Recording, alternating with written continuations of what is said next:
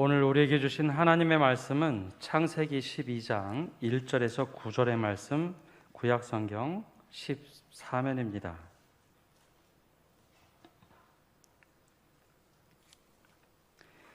이제 하나님의 말씀을 봉독합니다. 여호와께서 아브라함에게 이르시되 너는 너의 고향 친척과 아버지의 집을 떠나 내가 내게 보여줄 땅으로 가라. 내가 너로 큰 민족을 이루고 내게 복을 주어 내 이름을 창대하게 하리니 너는 복이 될지라. 너를 축복하는 자에게는 내가 복을 내리고 너를 저주하는 자에게는 내가 저주하리니 땅의 모든 족속이 너로 말미암아 복을 얻을 것이라 하신지라. 이에 아브람이 여호와의 말씀을 따라갔고 롯도 그와 함께 갔으며 아브람이 하란을 떠날 때에 75세였더라. 아브람이 그의 아내 사레와 조카 롯과 하란에서 모은 모든 소유와 얻은 사람들을 이끌고 가나안 땅으로 가려고 떠나서 마침내 가나안 땅에 들어갔더라. 아브람이 그 땅을 지나 세겜 땅 모래 상수리 나무에 이르리니 그때에 가나안 사람이 그 땅에 거주하였더라. 여호와께서 아브람에게 나타나 이르시되 내가 이 땅을 내 자손에게 주리라 하신지라. 자기에게 나타나신 여호와께 그가 그곳에서 제단을 쌓고 거기서 베델 동쪽 산으로 옮겨 장막을 치니 서쪽은 베델이요 동쪽은 야이라. 그가 그곳에서 여호와께 제단을 쌓고 여호와의 이름을 부르더니 점점 남방으로 옮겨갔더라. 아멘. 기도하시죠. 하나님, 매일매일 우리를 지켜주셔서 감사합니다. 또 마음으로 하나님이 우리와 함께 하심을 느끼며 살게 해주심을 감사합니다. 이 시간에도 우리 하나님 앞에 저희들이 나왔습니다. 우리 한 사람 한 사람 주님 터치해 주시고 주님이 나와 함께 계심을 느끼게 하시고 감격하게 하여 주시옵소서. 그래서 주님 앞에 나올 때마다 우리 영이 날마다 새로워지게 하시고 굳세게 해주시고 든든하게 해주시고 희망과 용기를 가지고 일어나게 해 주시옵소서. 오늘 저녁에도 주의 은혜 감사해서 예물을 바치는 가정들이 있습니다. 하나님, 이 가정들 정성과 함께 그 마음을 받아주시옵기 원합니다. 그리고 주님께 드리는 기도를 응답하여 주시옵소서. 하늘의 복으로 채워주시고 땅의 평화로 채워주시옵소서. 가정이 늘 주님과 함께 동행한 아름다운 가정 되게 하시고 또 자녀들까지도 하나님 높여주셔서 영광받아 주시옵소서. 하나님, 이 종이 섰습니다. 성령님 붙잡아 주시고 말씀하여 주시옵소서. 예수님의 이름으로 기도합니다. 아멘. 우리가 지금 에덴으로 돌아가는 이야기를 하고 있습니다. 오늘 두 번째 에덴으로 돌아가는 말씀을 나누겠습니다. 왜 에덴으로 돌아가야 돼요? 복받고 잘 살기 위해서만은 아니겠죠? 예, 어제 저녁에 이야기를 했어요. 왜 우리가 에덴으로 돌아가야 하는가? 근데 우리가 성경을 보면 우리 사람들이 참 악해요. 아담이 타락했죠. 가인이 타락했죠. 동생을 죽였죠.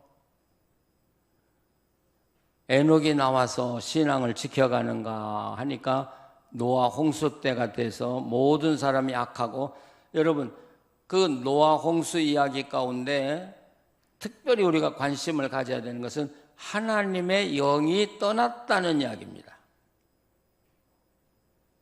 하나님의 영이 떠나면 그곳은 망합니다. 바로 하나님의 심판이 임하죠. 그래서 겨우 노아의 가족만 구원받아요.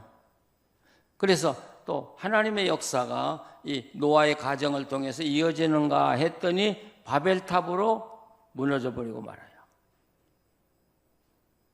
자, 하나님이 하나님의 나라를 이 땅에 왕국을 건설하시고 기다리시는데, 자, 영토도 있고 하나님도 계시는데 그 안에 시민이 한 사람도 없어요.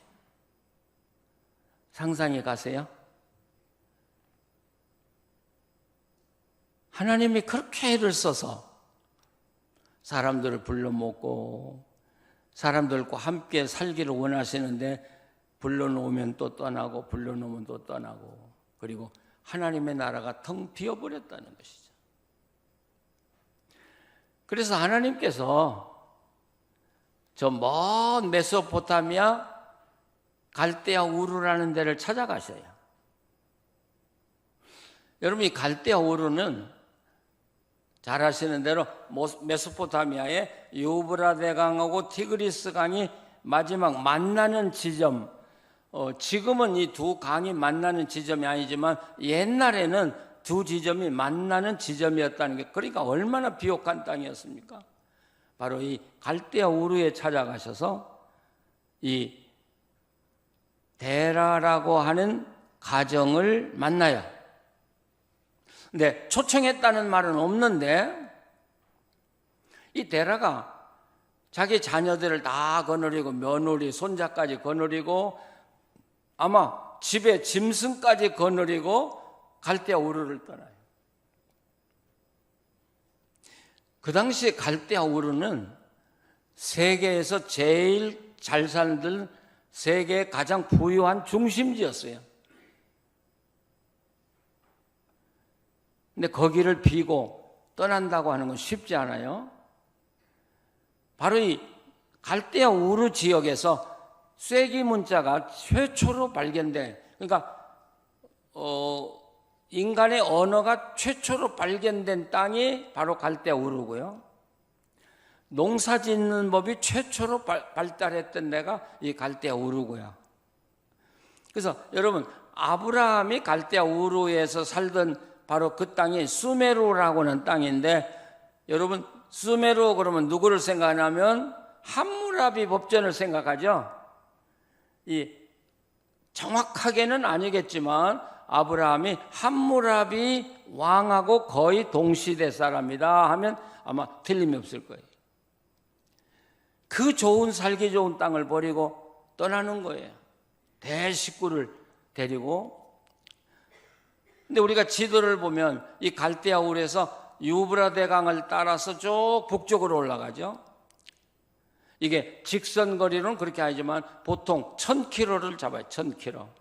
여러분, 대가족이요, 짐승까지 거느리고 그 먼 길을 걸어가려면 얼마나 걸었을까요? 빨리 걸었다고 하면 30km 하루에 걸었다고 하면 한 달이 걸리고요. 근데 그 식구들 데리고 30km 못 걸었죠. 20km 걸었다면 2달 정도가 걸려요.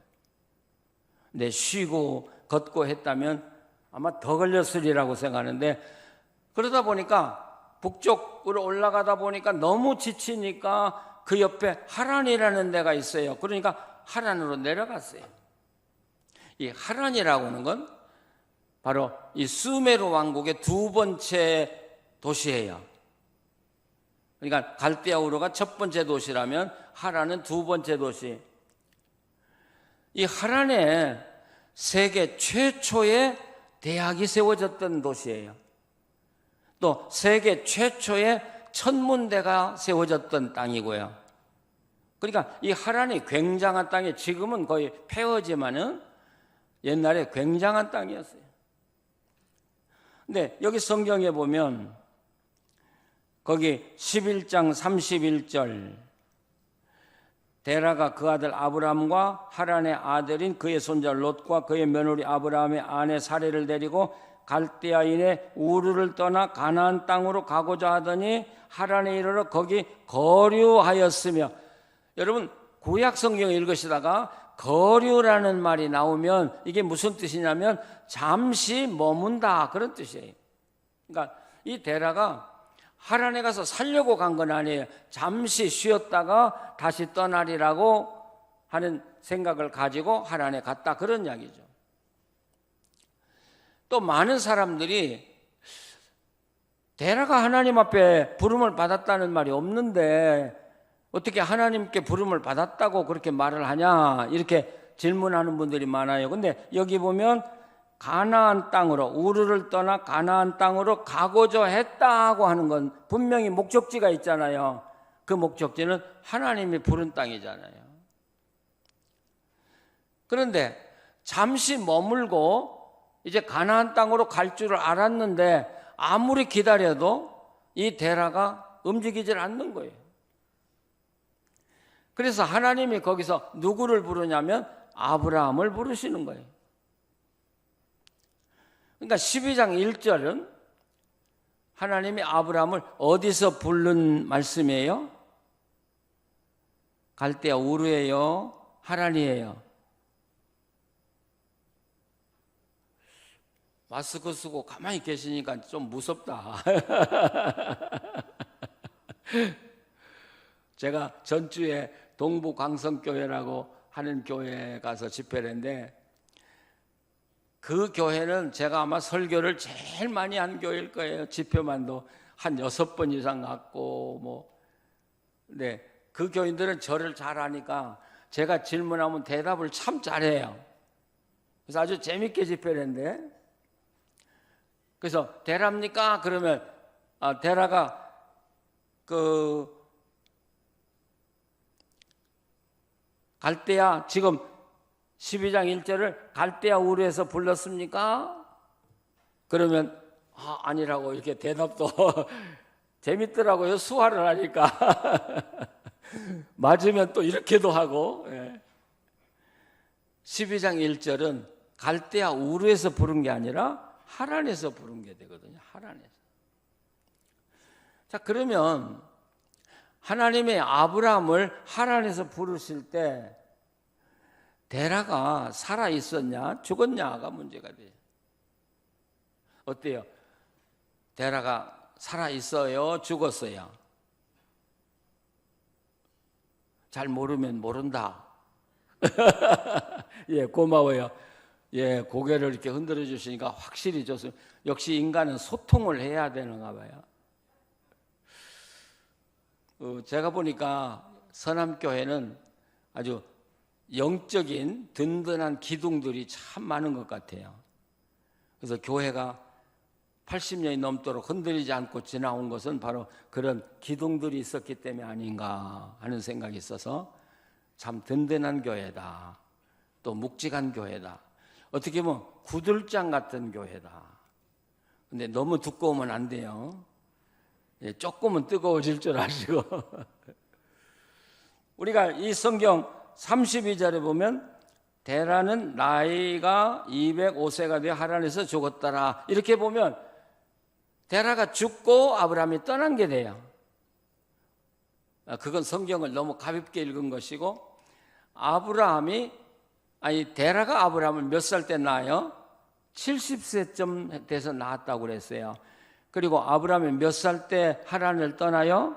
75세에 떠나요. 그러면 데라가 살아있어요? 죽었어요? 살아있네요. 살아있네요.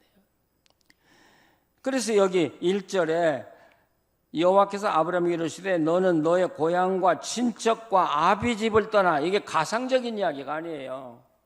지금 하란에 아버지와 그 식구들과 살고 있는 아브라함에게 네 아버지 떠나. 네 아버지 떠나고 네 친척을 다 떠나고 내가 부르는 곳으로 가. 이렇게 이야기하는 것이죠. 그래서 이 아브라함은 아버지도 버리고 친척도 버리고 하나님의 부름을 받고 떠나는 것이죠.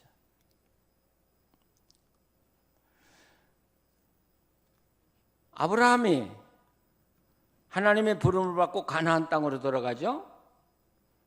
그 땅이 어디냐면 세겜 땅이에요. 세겜 땅.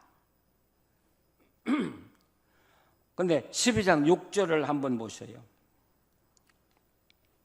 12장 6절을 보시면 아브라함이 그 땅을 지나 세겜 땅 모래상수리 나무에 이르니 그때 가나안 사람이 그 땅에 거주하였더라. 그 땅에 누가 산다고요? 가나안 사람이야. 그 땅이 누구의 땅이에요? 가나안 사람들의 땅이에요. 그런데 7절을 또 읽어보시면 여호와께서 아브라함에게 나타나 이르시되 내가 이 땅을 내 자손에게 주리라 하신지라. 자기에게 나타나신 여호와께 그가 그곳에서 제단을 쌓았다. 아브라함이 세겜에 들어갈 때 하나님이 아브라함에게 나타나셔서 환영 인사를 했다는 거죠. 웰컴, 예, 웰컴. 그러면서 뭐라고 그래요? 이 땅을 너와 네 자손에게 내가 줄 것이다. 좀 이상하잖아요? 이 땅이 누구 땅이라고요? 가나안 사람들 땅이에요. 근데 왜 하나님이 남의 땅 가지고 내가 이 땅을 너에게 준다 그렇게 말씀하셔요? 그 땅이 누구 땅이에요? 지금 여러분이 살고 있는 집 그건 누구 거요? 영원히 여러분 겁니까? 아니요. 우리는 살다가 그냥 다 가고요. 그 하나님만 관리하시는 거예요. 하나님만. 그러니까 우리가 성경에서 아브라함의 하나님, 이삭의 하나님, 야곱의 하나님 이것은 300대, 400대에 걸쳐 살아계시는 하나님만 이 땅의 주인이다. 그런 이야기잖아요. 그러니까 가나안 사람이 그 땅을 차지하고 있는데 하나님이 마음대로 내가 이 땅을 너와 내 자손에게 주마. 그렇게 이야기해요. 그 땅은 하나님의 땅이면 그러면 아브라함이 지금 세겜에 들어왔고 하나님이 나타나셔서 이 아브라함을 환영하고 받아주었다면 아브라함은 어디로 들어간 걸까요? 예, 그렇습니다. 우리는 세겜에 들어갔다고 생각하는데 하나님의 땅으로 들어간 거예요. 하나님 안으로 들어간 거예요. 자, 여기서부터 이제 이야기가 시작이 되는데 그러면 하나님이 아브라함을 왜 불렀냐는 거죠. 아브라함이 이 세겜에 들어간 것은 믿음의 삶을 살려고 들어간 거예요? 아니면 하나님의 땅에서 하나님과 함께 살려고 들어간 거예요? 그게 그 이야기 같지만 이거 굉장한 차이예요. 하나님 땅으로 하나님이 아브라함을 영접해 드렸어요. 그러면 이제부터 아브라함은 하나님과 함께 그 나라에서 살기 시작하는 거예요. 그래서 아브라함의 역사는 하나님과 아브라함이 어떻게 살아갔느냐 하는 이야기를 읽어나가는 거예요. 근데 많은 분들은 그냥 생각 없이 아브라함의 믿음 그렇게 이야기해요. 아니 이건 너무 경박한 이야기예요. 믿음이 있었기 때문에 하나님을 떠나서 갔어요. 그곳에 믿음이 있었기 때문에. 그러나 세겜에 들어가서부터는 하나님 땅에서 하나님과 함께 살기 위해서 들어간 거예요. 그래서 이 아브라함의 이야기는 아브라함의 이야기가 아니라 오늘 우리들의 이야기예요. 제 이야기고 여러분의 이야기예요. 우리가 믿음으로 출발했어요. 그럼 어디로 들어가야 돼요? 예, 하나님이 여러분들을 어디로 환영하고 받아주셔요? 하나님 나라로 받아주시는 거예요. 그러면 하나님 나라에 우리가 들어가서 살면 우리가 어떻게 살아야 돼요? 이제부터 하나님과 함께 살아가는 것이죠. 그러면 12장 1절로 다시 돌아가세요. 여호와께서 아브라함에게 이르시되 너는 너의 고향과 친척과 아비의 집을 떠나 내가 내게 보여줄 땅으로 가라. 내가 보여줄 땅으로 가라. 근데 그 보여줄 땅이 어디예요? 세겜이란 말이죠. 가나안 땅. 그러면 가라. 그러면 내가 너를 큰 민족을 이루고 내게 복을 주어 내 이름을 창대케 하리니 너는 복에 될지라. 너를 축복하는 자에게 내가 복을 내리고 너를 저주하는 자에게 내가 저주하리니 땅의 모든 족속이 너로 말미암아 복을 얻을 것이라 하신지라. 가나안 땅만 들어가면 그냥 복을 받나요? 가나안 땅만 들어가면 하나님이 아브라함을 큰 민족으로 이루고 복을 주고 이름을 창대케 하시나요? 아니잖아요. 아브라함이 하나님 땅에 들어가서 들어갔다고 해서 복 받는 게 아니고 들어가서 하나님과 함께 살아갈 때 하나님이 그를 높여서 모든 민족에 뛰어나게 하시고 이름을 창대케 해주신다는 이야기지, 그냥 세겜에 들어왔기 때문에 축복해 준다는 말은 아니라고. 오늘 우리도 예수님의 그 핏공로로 구원받고 하나님 나라 들어왔어요. 들어왔으니까 내가 복 받을 것이다. 여러분 그렇게 생각하지 마세요. 아니, 아직 몰라요. 우리는요. 그렇게 하나님이 쉽게 우리를 복을 주시는 거 아니에요. 하나님과 어떻게 살아가느냐를 보시는 거예요. 하나님이 보시고, 그리고 하나님 마음에 합했을 때 아브라함에게 최고의 영광을 안겨주시는 것이죠. 자, 그러면 우리 사람이 하나님과 소통을 해야 되는데요, 우리가 하나님과 소통하는 방법이 뭐예요? 기도일 수 있죠. 그렇죠? 우리 기도일 수 있어요. 그런데 오늘 여기 성경에 보면 하나님이 아브라함과 뭘로 소통을 해요? 말씀으로 소통하죠. 말씀.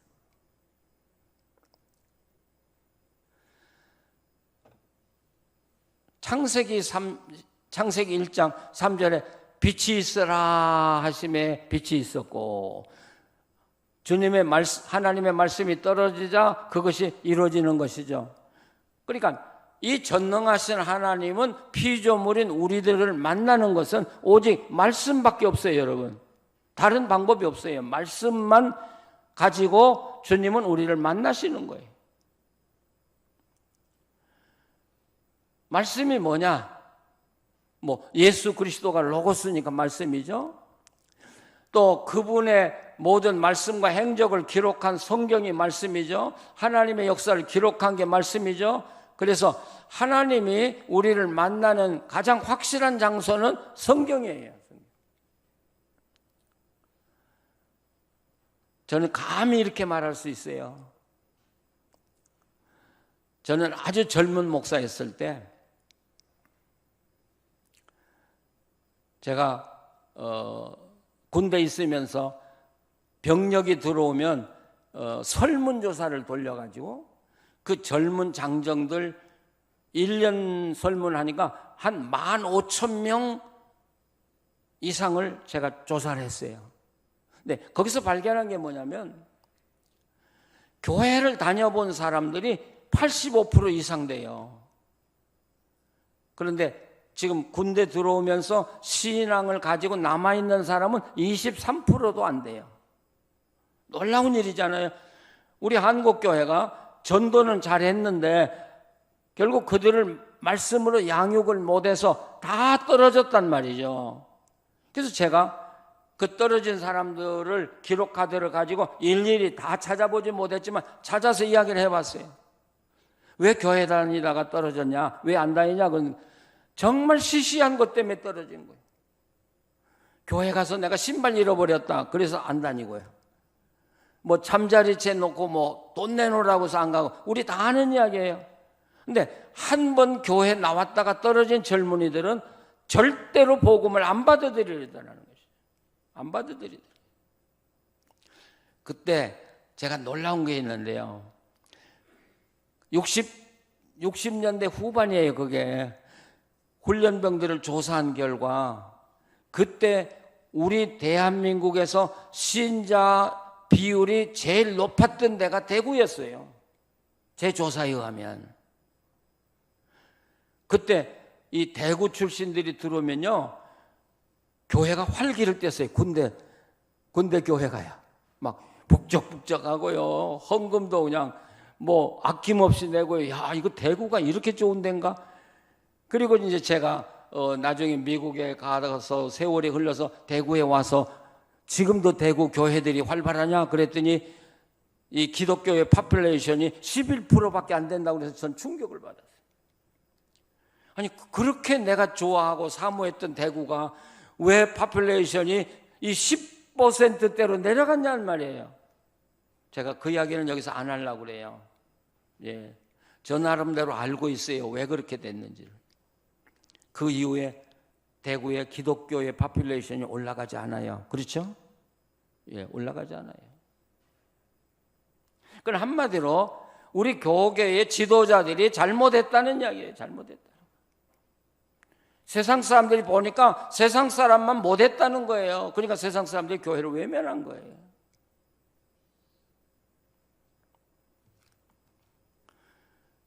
하나님의 이 축복은 하나님의 말씀을 잘 듣는 데서부터 시작입니다. 구약 성경에 제일 많이 나오는 말씀이 뭔 줄 아세요? 구약 성경에 1000번 이상 나와요. 그 말씀이 뭔 줄 아세요? 들으라 이스라엘아. 우리가 성경 읽을 때 그냥 그런 거 그냥 지나가요. 그런데 얼마나 안 들으면 하나님이 쉐마 이스라엘, 이스라엘아 내 말 좀 들어라, 내 말 좀 들어라. 제가 다윗 이야기를 했습니다마는 하나님이 다윗을 사랑할래야 미워할래야 미워할 수 없었던 이유는 다윗은 하나님의 말씀을 잘 들은 사람이에요. 그뿐 아니라 이 다윗은 매사 하나님께 물었어요. 전쟁 나갈 때도 물었고 무슨 일 있을 때도 물었고 하나님 말씀을 하나님께 묻고 하나님의 지시를 받아서 살았어요. 저는 하나님이 다윗은 미워할래야 미워할 수가 없었다. 저는 그렇게 생각해요. 우리가 정말 하나님의 사랑받고 싶거든. 간단해요, 여러분. 하나님 그렇게 복잡한 거 요구하지 않아요.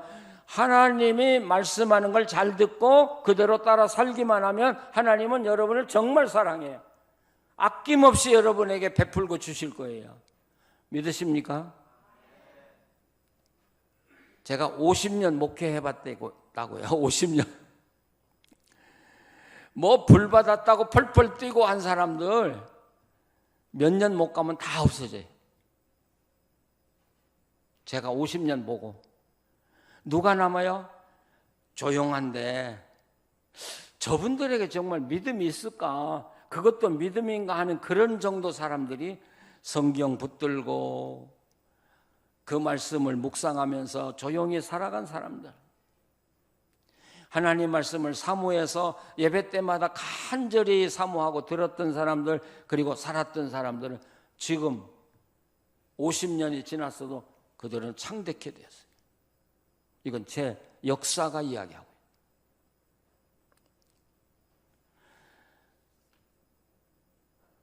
하나님의 축복은 말씀으로 온다는 거 여러분 꼭 아셔야 돼요. 말씀. 그러니까 말씀을 버리면 하나님이 보이지 않아요. 우리 믿음은요, 이 성경을 덮고 읽지 않으면 하나님이 안 보여요. 목사가, 제가 뭐 평생 성경을 연구했어도 오늘부터 성경을 읽지 않고 덮으면 하나님 없는 목사 돼버려요. 저도 타락한 존재가 될 수밖에 없어요. 그런데 성경을 펴면 하나님이 보여요. 그렇죠? 하나님이 보여요. 그래서 신명기 28장에, 이게 신명기 28장이 신명기의 결론이거든요. 근데 이 신명기 28장 보면 어떻게 보면 빨리 읽으면 보글보글 그래요. 막 들어가도 보글 받고 나가도 받고 받아도 보글 그러세요. 그래서 제가 젊은 목사였을 때 참 싫어했어요. 무슨 복이 보글보글하냐. 근데 신명기서를 다 연구해 보면서 제가 두 가지를 깨달았어요. 하나는 신명기 28장은 신명기서의 결론이다.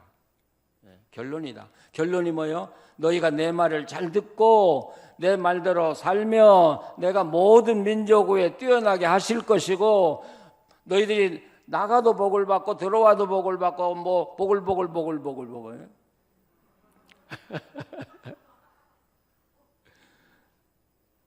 제가 말씀대로 다 살지는 못했지만 말씀 가지고 평생 살아본 사람이에요. 그러니까 아무래도 말씀대로 살아보려고 무단히 노력한 사람이거든요. 근데 지금 와서는 제가 세상에 부러운 게 아무것도 없어요. 뭐 우리 자녀들이 돈을 잘 벌어서 부러운 게 없다는 게 아니에요. 어디다 내놔도 자랑할 만한 떳떳한 하나님의 사람들로 살고 있어요. 여러분 그만하면 우리 가정 이야기 들으면 여러분 다 축복받았다고 그래요. 거저 나온 거 아니에요. 하나님 말씀 붙들고 살아보니까 그렇더라. 또 하나 제가 신명기서를 읽으면서 느낀 게 뭐냐면, 신명기서는요, 너희들이 하나님 앞에 나왔을 때 또는 절기를 지켰을 때 즐거워하라, 즐거워하라, 즐거워하라는 말이 계속 나와요. 저는 장로교 집안에서 태어났고 장로교 신앙에서 자랐고 장로교 신학을 다녔고 장로교 목사가 됐잖아요.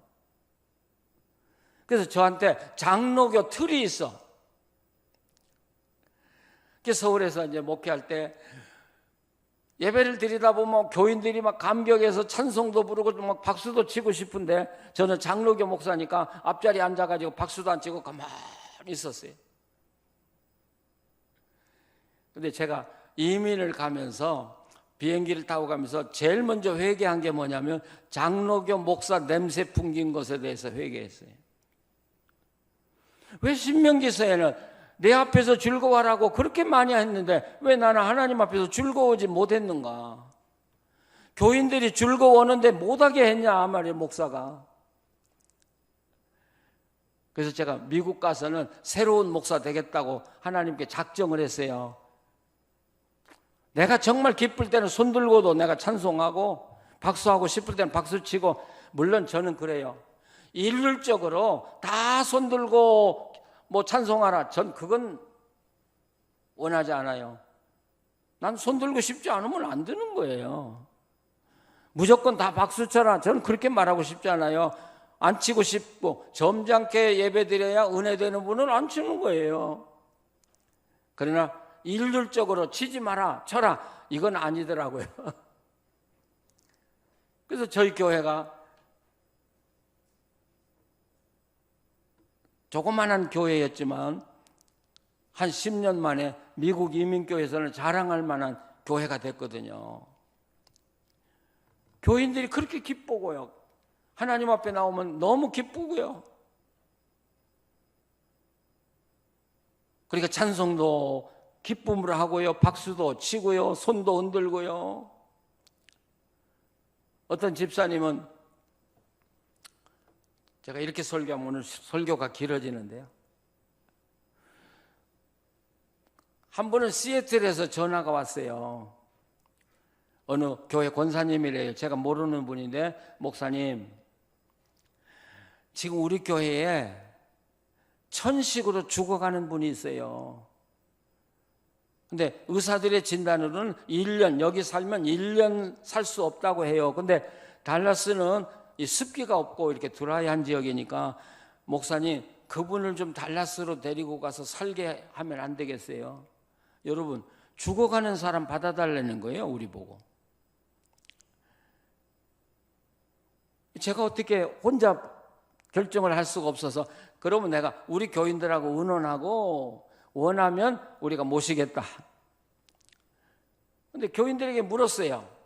우리는 이제 성경 공부반 지도자들이 한 80명이 수요일날 예배 끝나고 저하고 공부하고 흩어져서 주일날 800명 이상이 성경 공부를 했거든요. 19년을 저하고 했거든요. 그 지도자들에게 물었어요. 자, 이런 집사님이 있다는데 어떻게 하면 좋으냐? 그러니까 그분들이 모셔오세요. 우리가 다 케어할게요. 그래서 모셔왔어요. 교인들이 아파트도 마련해주고 헌차지만 차도 사주고 살 길을 다 마련해주고, 야, 난 교인들이 너무 고맙더라고요. 그리고 케어를 했어요. 근데 한 번은 예배 마쳤는데 이 집사님이 제 옆에 오더니, 목사님, 제가 지난 주일에 병원에 가서 진찰을 받았는데요. 그래서 어떻게 됐어요? 그러니까 의사가 말하는데요, 제가 6개월밖에 못 산대요. 그러는 거예요. 그러면서 의사가 말하는데 이제는 약이 하나도 먹혀지지 않고 그냥 몸이 다 수독됐다고, 6개월 살 각오하라고 그랬다는 거예요. 그런데 참 이상한 건, 그분이 6개월밖에 못 산다는 이야기를 듣고 제가 그렇게 좋은 거예요. 야, 목사가 참 그래가지고 잘 됐네. 그럼 6개월 동안 기쁘게 하나님 앞에 살다가 하나님 부르시면 가지 뭐. 그러니까 여집사님이 저한테 그래요, 재밌게 살다가 하나님 부르면 갈게요. 그리고 흩어졌어요. 헤어졌어요. 근데 한 2주 후에 예배가 끝났는데 또 제 옆에 왔어요. 목사님, 병원에 또 갔었어요. 그래서요, 그러니까 제가 약이 들어간대요. 그래서 잘 됐네. 그러면서 사는 데까지 또 살아보지. 근데 그분이 지금도 살아있어요.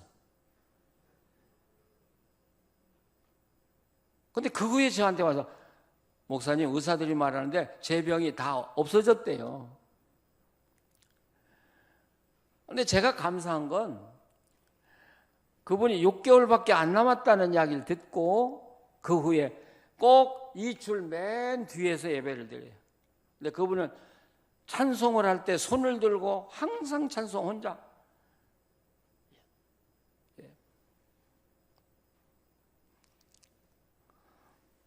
눈물을 흘리면서요. 감격했어요. 전 그 집사님을 보면서 은혜를 받아요. 야, 이제 6개월밖에 못 산다는데 어떻게 저렇게 하나님 앞에 기뻐할 수 있을까? 어떻게 용감하게 전 교인이 조용히 예배드리는데 이분은 손을 들면서 찬양을 하는 거예요.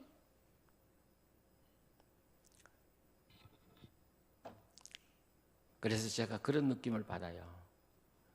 야, 그렇게 하나님을 좋아하고 즐거워하는데 하나님이 빨리 데려가시겠냐. 그래서 이제는 나이가 많아서 직장 못 다니겠지만 교인들이 직장도 알선해줘가지고 차도 혼자 주니까 직장도 다니고요. 몸이 건강해가지고요. 제가 밖에 나왔다가 가면 그 집사님이 제일 반가워해줘. 야, 이게 하나님의 뜻이더라. 하나님의 말씀이 들어가지 않으면 절대 기뻐할 수 없어요. 이게 내 정신 가지고는 기뻐할 수 없어요. 하나님의 그 마음 말씀이 들어갈 때 비로소 하나님 말씀을 통해서 감사가 나오고 기쁨이 나오고 찬양이 나오고 그러는 거 아니겠습니까? 서울의 큰 합창단 지휘자들 그리고 반주자들은 우리 빈내리 출신들 많아요. 근데 이분들이 그런 이야기예요. 목사님, 내가 음악을 아무리 아름다운 소리를 내려고 해서 나는 거 아니더라고요. 내가 하나님의 말씀을 먹고 내가 기뻐지고 내 영이 기뻐지면 내 음악이 기뻐지더라고요. 난 맞다고 생각해요. 내 영이 말씀으로 깊어지면요, 내 학문이 깊어지고요, 의술이 깊어지고요, 음악인들이 예술이 깊어지고요, 다 깊어지게 돼 있어요. 그게 하나님의 축복의 방법이더라고요. 그러니까 내가 너희들을 높여서 모든 민족에 뛰어나게 하실 것이고 여기 너희 이름을 창대케 할 것이고 들어가도 복을 받고 나가도 복을 받게 할 것이다, 이렇게 말하잖아요. 그런데 하나님과 함께 사는 삶은 매일매일의 삶이에요. 우리가 주기도문, 우리에게 오늘 일용할 양식을 주옵시고 그렇게 기도하죠. Give us today our daily bread. 여러분, daily bread가 뭔 줄 아세요? 이 daily, 오늘의 양식, 오늘 하루만 먹는 양식, 그건 먹을 것도 오늘 하루만 주시면 되고요. 건강도 오늘 하루 살 건강만 주시면 되고요. 우리 자녀들 학교 다니는 거 오늘 하루도 필요한 것만 주시면 되고요. 기쁨도 오늘 하루만 주시면 되고요. 오늘 하루만 달라는 거예요. 그러면 내일은 어떻게 해요? 그래서 마태복음 6장에 예수님이 그러잖아요. 내일 뭘 먹을까, 입을까, 마실까 염려하는 사람은 아버지가 없거나 지 아버지가 아닌 사람하고 사는 사람들이다. 하늘 아버지하고 사는 사람들은, 그래서 마태복음 6장 34절에 뭐라고 그래요? 내일 일은 내일 염려할 것이요 한날의 괴로움은 그날의 족하다. 근데 내일 일은 내일 염려할 것이요, 이 말은 그 원어대로 번역하면 내일 일은 내일 보고 스스로 염려하라고 해라. 내일은 너는 염려하지 말고 내일 보고 염려하라고 그래라. 여러분, 하나님과 함께 사는 건, 정말 하나님을 신뢰하는 사람은 오늘만 하나님하고 함께 살아요. 야, 이거 비결이에요. 내일 모레 염려해서 어떻게 될까 하는 사람은 하나님하고 함께 못 살아요. 걱정이 돼가지고 염려해서. 근데 매일 오늘 하루만 하나님하고 함께 사는 사람은 기쁘게 살 수 있어요. 아픔이 좀 와도 하루는 참을 수 있잖아요. 하나님, 오늘 하루 주셔서 감사합니다. 오늘 하루 정말 기쁘게 하나님 앞에 살게요. 최선을 다해 살게요. 그리고 하루 살고 기도해. 하나님, 오늘 하루 정말 주님과 함께 기쁨으로 살게 해주셔서 감사합니다. 내일이 있어요, 없어요? 내일 있어요, 없어요? 오늘 저녁 자고 나면 내일이에요? 자, 내일이 있어요. 그럼 오늘 집에 가서 주무시고 아침에 깨어나면 내일로 깨어나셔요? 오늘이잖아요. 또 하루 자면 내일이에요? 야, 그래서 제가 성경을 연구해 보니까 성경에서는 오늘을 강조하더라고요. 오늘. 예? 하나님은 오늘만 아시는 하나님이에요. 그래서 요한계시록 1장에 보면 하나님을 이야기할 때 오늘도 계시고 이전에도 계시고 장차 오실 일. 우리가 보통 기도할 때 뭐라고 그래요? 전에도 계시고 지금도 계시고 미래에 오실 주님, 그렇게 기도하죠. 근데 요한계시록은 5번의 그런 표현이 나오는데 4번은 오늘과 과거와 미래에 함께 계시는 하나님. 요한계시록 1장을 한번 보십시다.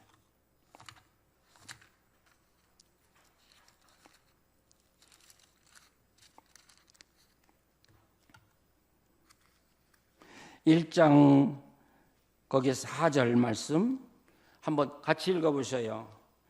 요한은 아시아에 있는 7교회 편지하노니 이제도 계시고 전에도 계시고 장차 오실 이와 그의 보좌 앞에 있는 7 영과, 7 영은 성령이시죠. 자, 뭐가 먼저 나와요? 이제도 계시고 전에도 계시고 또 장차 오실 이. 그러면 하나님의 시간의 중심은 어디예요? 과거예요? 현재예요? 미래예요? 현재예요. 하나님은 현재. 우리 시간적인 존재는 과거, 현재, 미래로 이어져요. 근데 영원하신 하나님은 항상 현재로 보는 거예요. 그러니까 하나님은 우리를 보실 때 과거, 현재, 미래로 보시는 게 아니라 하나님 우리를 딱 보시면 하나님의 현재 속에 내 과거, 현재, 미래가 다 들어있는 거예요. 이게 영혼과 시간의 차이예요. 놀랍죠? 하나님 여러분 보면 그냥 인생 전체가 딱 보이는 거예요. 그래서 하나님과 함께 사는 사람은 과거를 자랑하지 않아요. 오늘 내가 하나님과 바르게 살지 않으면 아무리 과거에 내가 하나님께 충성했어도 그걸 하나님은 충성이라고 치지 않는다는 이야기죠. 하나님은 오늘을 중심으로 봐요. 그러니까 만약에 예를 들면 과거에 참 충성했어요. 교회 충성하고 봉사 많이 했어요. 근데 지금은 교회 안 다녀요. 근데 죽었어요. 하늘나라 가면 그분은 천국 갈 수 있을까 못 갈까? 어려운 이야기죠. 하나님만 아실 일이죠. 그런데 오늘 말씀 보면 그 사람은 천국에 못 가요. 왜? 하나님은 오늘로 판단하신다. 또 어떤 사람들은 지금은 교회 안 다녀요. 근데 하나님 내가 앞으로 주님 잘 믿고 섬기겠습니다. 그런 분이 천국에 갔다면 구원 받을까요? 못 받을까요? 미래 하나님께 약속한 게 유효해요? 효과가 없어요. 없어요. 오늘이 중요한 거예요. 오늘. 하루. 여러분, 좋은 아버지하고 사는 사람은 미래 염려하지 않아요. 걱정하지 않아요. 뭘 먹을까 입을까 내 인생이 어떻게 될까 염려하지 않아요. 알려고도 하지 않아요. 그냥 하루 아버지하고 행복하게 사는 거죠. 그렇게 사시면 우리는 하루하루 행복하게 살 수 있어요. 근데 하루를 행복하게, 하루를 가치 있게, 뜻 있게 하루하루 살면 그 하루가 모여져서 훌륭한 인생이 되는 거예요. 하루를 아무렇게나 산 사람들은 종말에 가서 절대로 뭔가 나오지 않잖아요. 하루만 잘 살면 일생이 아름다워지고, 그러니까 아브라함의 일생이요, 하루하루 살았어야 하나님하고 이야기를 다 할 수 없지만, 근데 마지막 장면이 보여져요. 아브라함의 일생 맨 마지막에 아브라함의 신앙의 꽃은 뭘까? 아브라함의 최고의 신앙을 표현하는 말씀은 어딜까? 여러분 어디라고 생각해? 이삭 바치던 일이겠습니까? 아니면 아브라함이 며느리 얻는 이야기겠습니까? 이삭 바치던 이야기는 아브라함이 얼마나 하나님을 신실하게 의지하냐를 보여주는 장면이라면, 그 다음 24장에 며느리 얻는 이야기는 아브라함의 신앙이 이제 엄청나게 성숙해서 모든 일을 하나님께 맡기고 하나님과 함께 살아가는 장면을 그리고 있어요. 아브라함이 며느리 얻을 때가 되니까 누구를 불러요? 자기 집에 종을 불러요. 창세기 24장을 펴놓고 이제 함께 보셔요. 불러요. 그러면서 내가 며느리를 얻어야 되는데 이 땅에서 하지 말고 내가 살던 하란으로 가라.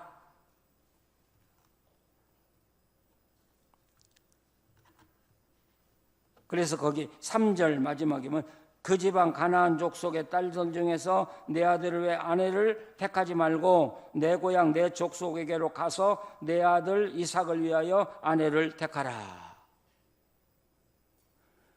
하나님은 전능하신 분이에요. 네가 하란에 가면 어떻게 여자를 만날 것이고 그 여자의 부모가 누굴 것이고 그래서 데리고 오면 된다. 그렇게 막 그런 하나님 아니에요. 하나님은 오늘만 가르쳐 주셔요. 그러니까 내가 가라는 하란으로 가. 하나님이 준비해 놓았을 테니까. 그러니까 이 종이, 나는 이 종이 간이 밖으로 나왔다고 생각해. 아니 주인은 그렇게 이야기해도 주인님 제 종이 뭘 알겠습니까? 아니 어디로 가라는 것도 모르고 어느 집에 딸인지도 모르고 내가 어떻게 선택하겠습니까? 그래야 맞죠. 근데 이 종이 간대요. 근데 단 조건이 하나 있습니다. 그 여자가 나를 따라오지 않는다고 하면, 그러면 내가 와서 도련님을 모시고 가서 데리고 올까요? 그렇게 이야기해요. 근데 아브라함은 NO! 내 아들 절대로 데려갈 수 없어. 그러면서 왜 그런 그 아브라함이 결단을 내리는지 이유를 7절 말씀에 나타나고 있어요. 같이 한번 읽어보세요. 하늘과 하나님 아버지께서 나를 내 아버지의 집과 내 고향 땅에서 떠나게 하시고 내게 말씀하시며 내게 명세하여 이르시되 이를 이 땅을 내 씨와 내 자손에게 주리라 하셨으니 그가 그 사자를 나보다 앞서 보내실지라 내가 거기서 내 아들을 위하여 아내를 택할지니라. 내가 지금까지 하나님하고 함께 살아봤어. 그리고 이 땅을 나와 내 자손에게 준다고 했으니까 내 며느리도 하나님이 얻어주실 게 분명하잖아. 그러니까 너는 하나님 의지하고 그냥 가봐. 그러면 하나님이 그때마다 인도할 테니까. 그리고 만나거든 데리고 와. 그러니까 그 이야기 듣고 이 종이 떠나요. 여러분, 이 종은 참 지혜로운 사람이에요. 뭐 서당께 3년 풍어를 한다고 아브라함의 집에서 살아서 그런지 하나님과 어떻게 동행하는가를 이 종이 알고 있잖아요. 가면 하나님이 다 인도할 거 알았잖아요. 근데 여자를 만날 건 틀림없는데 하나님이 인도하셔서, 그런데 안 온다고 하면 어떻게 하냐? 왜 그랬을까? 이게 재미있는 거예요. 사막은 여관이 없잖아요. 하란에서 가나안 땅까지도 약 아마 1000km로 잡아야 될 거예요. 그러면 2달, 3달 와야 되는데 텐트 하나 치고 남녀가 같이 자야 돼요. 상상이 가십니까? 중국에서 그런 일이 있었대요. 우체부가 길을 가다가 마음에 딱 드는 여자를 만났어요.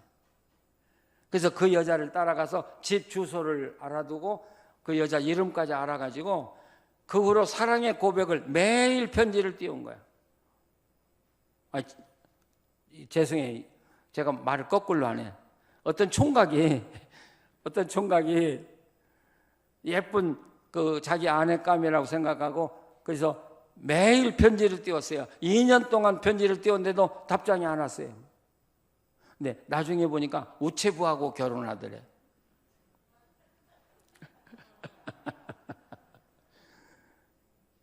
아시겠죠? 왜 그런가? 예. 그러니까 그 아브라함의 며느리가 종을 따라와서 매일 텐트에서 같이 한 달을 자고 일어나고 먹고 살고 해보세요. 그럼 늙은 종이지만 누구하고 정들어요? 이 사랑이라는 건 참 이상한 거예요. 만나면 정이 들더라고요. 그러니까 이 종은 벌써 내다보고 있는 거예요. 나하고 오다가 만약 불상사가 생기면 어떻게 합니까? 예. 그리고 이 종이 하란으로 떠나죠.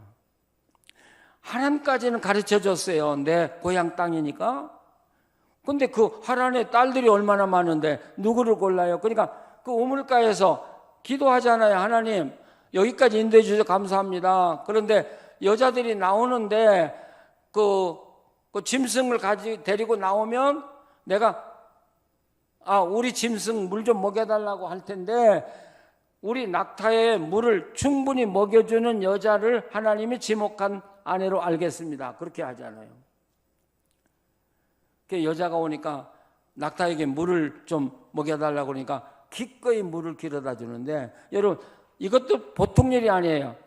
그 낙타 한 마리가 한꺼번에 물을 얼마나 마시는 줄 아세요? 100리터. 그러면 10마리면 1000리터.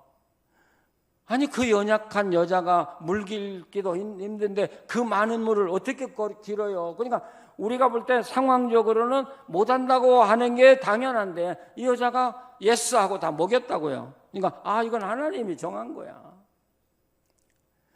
그래서 나중에 그 집에 가가지고 이제 장인 그 외삼촌하고도 다 만났죠. 다 결정됐어요. 결혼하기로. 근데 이제 이삭의 장인 될 사람이 이런 이야기를 해요. 자, 다 좋다. 떠나라. 그런데 조건이 하나 있다. 내 딸을 불러다가 지금 떠나겠냐 묻고 예스 하면 떠나는 것이고 아니 좀 이따 간다 하면 못 간다. 그렇게 이야기해요. 그래서 거기 24장 57절로 넘어가 보시면 그들이 이르되 우리가 소녀를 불러 그에게 물으리라 하고 리브가에게 물어 그에게 이르되 내가 이 사람과 함께 가려느냐? 그가 대답하되 가겠나이다. 어때요? 하나님은 한꺼번에 다 가르쳐 주지 않았어요. 한 단계 가르쳐 주셨어요. 그러나 정확하게 하나님이 원하는 사람을 만나게 하시고 결국 아브라함의 며느리가 되고 아브라함의 신앙의 대를 이어가게 하시는 하나님.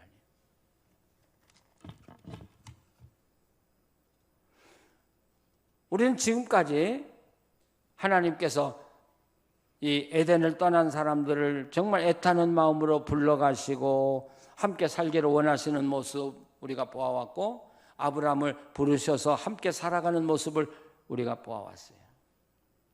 아브라함은 흠 많은 사람이에요. 아브라함 특별한 사람 아니에요. 우리하고 성정이 똑같은 사람이에요. 그러나 아브라함이 훌륭했던 것은 그도 넘어졌어요. 그도 실수했어요. 그러나 또 일어나고 또 일어나고 꿋꿋하게 일생을 그래도 변치 않고 하나님과 약속을 지키며 살았던 사람이라는 거예요. 그래서 아브라함이 믿음의 조상인 거예요. 그냥 잘 믿어서 조상이 아니라 하나님과 일생을 어떻게 살았는가를 우리에게 보여주기 때문에 우리들에게 믿음의 본이 되는 것이죠. 그래서 하나님은 이 아브라함의 이야기를 통해서 믿음이란 뭐냐? 이렇게 사는 거다. 아브라함 같이 이렇게 사는 거라는 걸 우리에게 이야기하는 거예요. 우리 한국교회는 믿으면 구원받는다고만 강조해요. 순종이라고 하는 건 그건 행위니까 안 된다. 이게 무슨 신학이에요? 결혼했으면 같이 살아야죠. 결혼식만 하고 안 사는 그게 무슨 결혼이에요? 믿음은 하나님과 결혼이라고 생각할 수 있어요. 그러면 하나님과 함께 살아가야죠. 하나님이 우리를 왜 에덴 동산에 부르셨다고요? 잘 믿으라고요? 왜 부르셨어요? 같이 살자고. 너와 내가 같이 살자고. 내가 너희들 사랑하고 너희들이 나를 사랑하고. 그래서 영원히 이 에덴 동산에서, 에덴 동산이 하나님의 나라죠. 하나님 나라에서 영원히 살자고 우리를 부르신 거예요. 우리가 지금까지도 그렇게 살았지만 오늘 밤에 다시 주님이 여러분을 초청한다고 생각하시고 뭐라고 대답하시겠어요? 예스. 하나님, 제가 변치 않고 하나님과 함께 살겠습니다. 하나님 말씀 잘 듣겠습니다. 그리고 그 말씀 따라 살도록 하겠습니다. 성령이시여 우리를 도와주십시오. 주님을 따라 승리하도록 우리를 도와주십시오. 성령께 기도하고 의지하면서 여러분 끝까지 승리하는 성도들이 되시기를 바랍니다. 기도하시겠습니다. 하나님 감사합니다. 우리같이 천한 것들을 친구 삼아 주시려고 우리를 부르신 거 압니다. 감사합니다. 그러나 우리는 하나님의 사랑을 다 이해하지 못했습니다. 어떻게 살아야 하는지도 모르고 살아왔습니다. 우리를 용서하여 주시고 이제부터는 정말 주님 말씀을 잘 듣고 주님이 뭘 원하시는가를 알고 따라 사는 우리 성도들이 되게 하여 주시옵소서. 그래서 하나님 이 선암교회를 높여주시고 성도들을 높여주시고 이름을 창대케 해주시고 또 하나님의 사람들을 통해서 이 대구에 하나님의 영광을 보여주시옵소서. 하나님의 나라를 이루어 주시옵소서. 주님 감사합니다. 우리 마음에 이 기쁨을 주시고 이런 평화와 감사를 주셔서 살게 해주시니 감사합니다. 주님께 영광을 돌립니다. 예수님의 이름으로 기도합니다. 아멘.